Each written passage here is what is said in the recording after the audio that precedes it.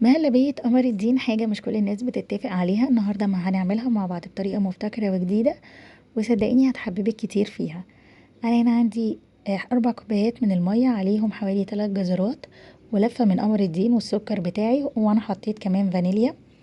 هسيبهم يغلوا مع بعض وبعد كده هضربهم بالهاند بلندر او في الخلاط، وهضيف لهم النشا بتاعي، وكده هكون خلصت مهلبية قمر الدين.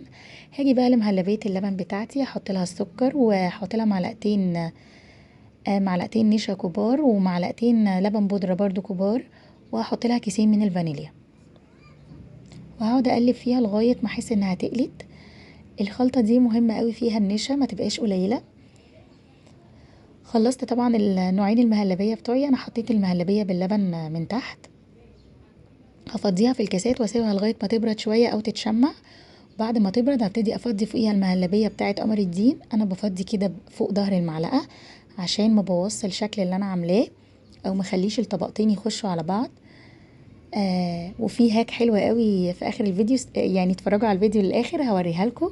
بصوا هي شكلها كده كان تحفة فنية. هبتدي بقى ازينها طبعا بال جوز الهند و حتى نسيت الاسامي، يعني جوز الهند والزبيب والسوداني. ما تنسوش بقى لو وصلتوا معايا للمرحله دي اللايك والشير والسبسكرايب عشان عيلتي الصغيره تكبر بيكم. دي الهاك بقى اللي انا قلت هقول لكم عليها.